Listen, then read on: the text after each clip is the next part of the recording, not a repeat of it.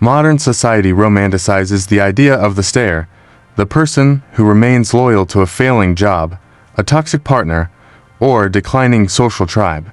We view this behavior as a sign of character, grit, and moral superiority, yet behavioral science reveals it as a profound biological vulnerability in the hunt. In the ancestral environment, the instinct to stay was rooted in the terror of isolation, as being cast out meant certain death by predation or hunger. Your brain is hardwired to fear the exit because, for millions of years, the exit was a transition into a world where you had no protection. Evolutionary psychology shows that we are the descendants of those who prioritized group cohesion over their own well-being, often at a devastating personal cost. This prehistoric fear is now exploited by modern systems of social engineering, which use your innate need for belonging to keep you trapped in exploitation. When you remain in a situation where you are undervalued, you are not being strong. You are merely responding to a primitive, outdated survival alarm. The trap is the belief that if you stay longer and work harder, the other party will eventually recognize your value and reward your extreme loyalty. In reality, the longer you stay without demands, the more you signal to the other person's subconscious that your presence is a free, unlimited resource. Human nature dictates that we do not value that which is guaranteed or that which refuses to leave even when it is treated with open contempt. By refusing to walk away, you are training the people around you to lower their standards of how they treat you, creating a downward spiral. Popular psychologists like Jordan Peterson often discuss the necessity of being dangerous, yet the most dangerous thing you can be is genuinely, clinically indifferent. If you cannot leave, you have no seat at the table of negotiation. You are simply a part of the furniture, expected to remain in place. Your neurological loops become habituated to the mistreatment, eventually framing the lack of exit as a comfortable familiarity that your brain seeks to maintain. This leads to a state of cognitive dissonance, where you tell yourself you are loyal while your body manifests the stress of being a psychological prisoner. You are living in a cage where the door is wide open, yet your prehistoric brain refuses to let your feet move toward the exit sign. While other creators offer communication tips to fix your relationships, we are only interested in the clinical mechanics of the power you have surrendered. This is the only place where the mask of loyalty is stripped away to reveal the cold survival desperation that truly drives your need to stay. Click the subscribe button now. It is a decision to stop living in the dark and to join those who seek the uncomfortable truth. Choosing to follow this channel is the first act of reclaiming your autonomy from the biological impulses that keep you small and easily managed. But simply knowing you should leave is not the same as having the neurological capacity to actually execute the walk into the unknown. Your brain has built a complex series of barriers, a chemical prison designed to keep you stationary even as the walls around you are closing in. In the next layer, we will examine the sunk cost of the soul and how your brain uses your past sacrifices to enslave your future self. The primary reason you remain in a position of weakness is a cognitive bias known in behavioral science as the sunk cost fallacy. Your brain calculates the thousands of hours, the emotional labor, and the years of youth you have invested into a person or institution. It reaches a faulty logical conclusion. To walk away now would mean that all of that previous investment was a total and permanent waste. To avoid the pain of that realization, your subconscious forces you to double down, investing even more into the very thing that is failing. This is a neurological loop that transforms your past sacrifices into a set of heavy chains that prevent you from seeking a better reality.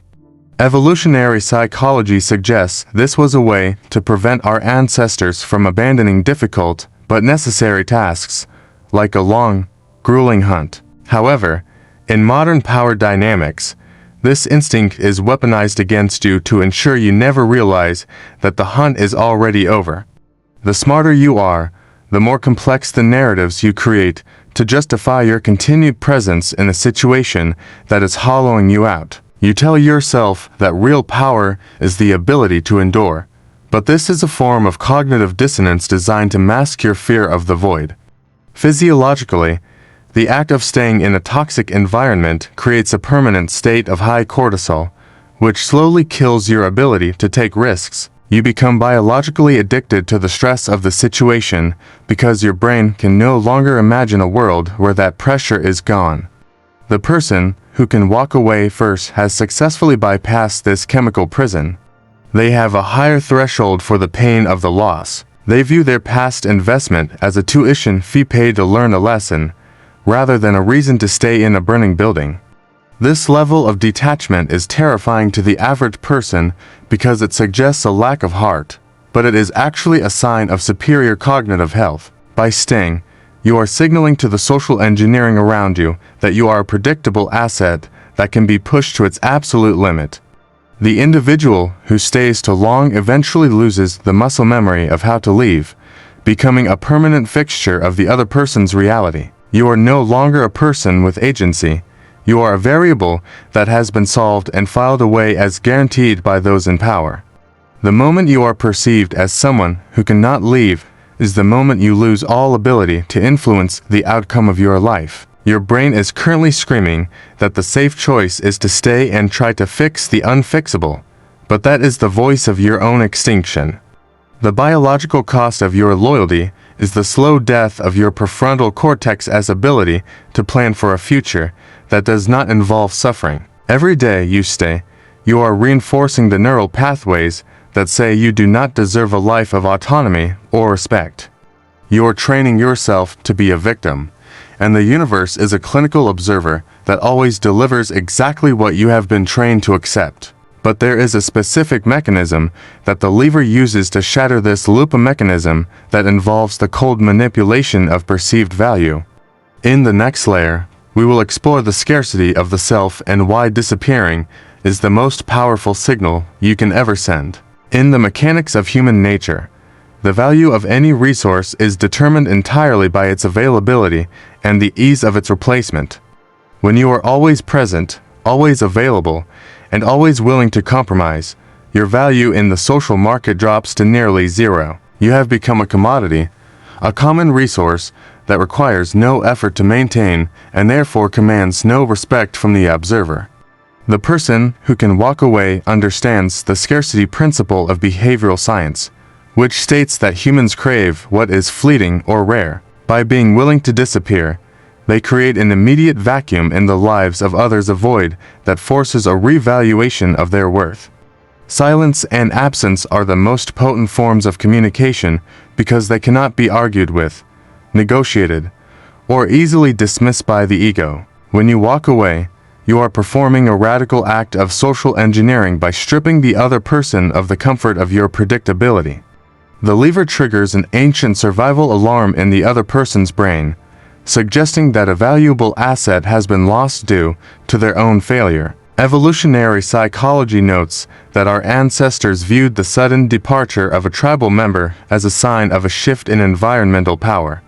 If someone leaves you, your brain assumes they have found a better territory, which automatically elevates their status in your subconscious perception. By staying and pleading, you confirm your low status. By leaving without a word, you suggest a hidden abundance that others cannot see. Most people are trapped in a neurological loop of seeking closure, believing they need a final conversation to end a situation with dignity. The truly powerful realize that closure is a trap designed to keep you in the room for one last round of emotional manipulation. The most profound statement of power is the exit that requires no explanation, no parting words, and no look back at the wreckage. This clinical detachment shatters the other person's sense of control, leaving them to obsess over the why in a state of permanent uncertainty. You have been conditioned to think this is cold, but in the game of survival, warmth is often just a cloak for the submissive. The individual who walks away first is the only one who retains their hidden self intact, rather than letting it be eroded by compromise. They recognize that their time and energy are finite biological resources that should never be spent on a losing or stagnant investment. While you are busy trying to fix the perception others have of you, the lever is busy building a reality where those perceptions don't matter. They have bypassed the cognitive dissonance of trying to love someone who devalues them, choosing instead the clean break of the absolute void. This ability to sever ties is not a lack of emotion. It is a high-functioning prefrontal cortex overriding the desperate cries of a lonely limbic system. You are currently being managed by those who know you will not leave, treated like a captive audience in a play you never wrote. The only way to change the script is to exit the theater entirely and let the actors perform to an empty, silent room. But walking away is not just a social move. It is a neurological reset that changes how your brain processes the concept of future self. In the next layer, we will examine the paradox of the void and why the unknown is safer than the toxic known. We are biologically programmed to fear the unknown more than we fear a familiar pain, a glitch in our evolutionary psychology that keeps us stagnant.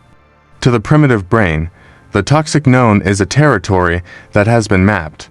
You know where the predators are and how to survive the daily wounds. The void, the space that opens up after you walk away, is an unmapped wilderness that your amygdala interprets as a potential death sentence. Behavioral science identifies this as loss aversion, where the fear of losing what we have outweighs the potential gain of something significantly better. The person with true power has conquered this paradox of the void by realizing that the unknown is the only place where growth and autonomy can exist. They understand that staying in a stagnant situation is a form of slow-motion suicide, where your potential is systematically dismantled by the day. While you are trapped in neurological loops of what if I can't find better, the lever is already exploiting the new opportunities found in the vacuum. Walking away creates a psychological reset that forces your brain to exit its defensive crouch and re-engage its high-level problem-solving faculties. When you are in a state of chronic attachment to a negative source, your brain's reward center is hijacked and essentially held hostage. The lever shatters this social engineering by choosing the temporary terror of the void over the permanent decay of the familiar. They recognize that the security offered by a toxic partner or a soul-crushing job is an illusion designed to keep them compliant and productive. By stepping into the void, they are reclaiming their hidden self from the external forces that have been using it as a battery for their own needs. This act of walking away is a clinical declaration that you are no longer a solvable variable in someone else's power game. Most people experience extreme cognitive dissonance during this transition, feeling like they are dying even as they are actually being liberated. This is because your old identity was so heavily entwined with the person or situation you left that its removal feels like an amputation. But the lever knows that this phantom limb pain is merely a neurological ghost that will fade as soon as a new, stronger identity is forged. They do not look for a new anchor immediately. They sit in the void until they are no longer afraid of the silence or the isolation. This makes them immune to the traditional methods of manipulation. As you cannot threaten someone who is comfortable with losing everything, you are currently being held in place by the thread of hope, a tool used by the powerful to ensure the weak never stop pulling the plow. The person who walks away has cut that thread, realizing that hope in a hopeless situation is simply a more sophisticated form of torture. They are not waiting for the right time or a sign to leave. They understand that the only right time is the moment you realize you are being diminished. But there is a final, cold reality about the power of walking away that most people are never brave enough to acknowledge. In the final layer, we will examine the ultimate leverage and why the person who needs the least always ends up with the most. The final layer of true power is found in a cold, mathematical principle of sociology, the law of least interest. This principle dictates that in any relationship or negotiation, the person who has the least interest in maintaining the connection holds the most power. When you are willing to walk away, you are signaling that your internal resources are so vast that no external person is essential to your survival. This is the ultimate state of human nature, the transition from a dependent prey animal to a self-contained, autonomous predator. The lever does not walk away to hurt the other person. They walk away because they have reached a state of total clinical indifference. Behavioral science shows that indifference is far more psychologically devastating than anger or hatred. as it implies the other person no longer exists to you. By the time you walk away, you have already broken the neurological loops of longing and has replaced them with the cold logic of self-preservation. While the stare is trapped in a loop of cognitive dissonance, trying to find reasons to remain, the lever has already accepted the data. They have analyzed the ROI return on investment of their emotional energy and decided that the current situation is a bankrupt enterprise. Evolutionary psychology suggests that this high-level detachment was once reserved for the most successful leaders of the tribe. Those who were not slaves to their attachments could make the difficult, clinical decisions necessary for the survival of the species. In the modern world, this translates to the ability to walk out of a boardroom, a marriage, or a social circle without a single backward glance. This is the peak of social engineering, the engineering of your own psyche to be immune to the hooks of social validation and fear. You have spent your life being told that you need to be liked to be powerful, but the opposite is the unsettling truth. The most powerful person is the one who is perfectly comfortable being disliked, as long as they are free to move as they please. Your hidden self thrives in this state of independence, free from the constant noise and requirements of those who seek to manage you. Most will watch this and feel a sense of terror, as the idea of being unattached feels like a form of psychological death. They are the ones who will continue to stay in the dark, hoping that their loyalty will eventually be rewarded by a world that doesn't care. But you have reached the bottom of the deep dive and have seen the clinical mechanics of how power is actually distributed among the living. True power is not a weapon you wield, it is the absolute lack of a leash that anyone else can pull. The walk away is not an act of surrender. It is the final move in a game where you have decided that the prize is no longer worth the play. You are now equipped with the truth that persistence is often a trap and that the exit is the only real door to sovereignty.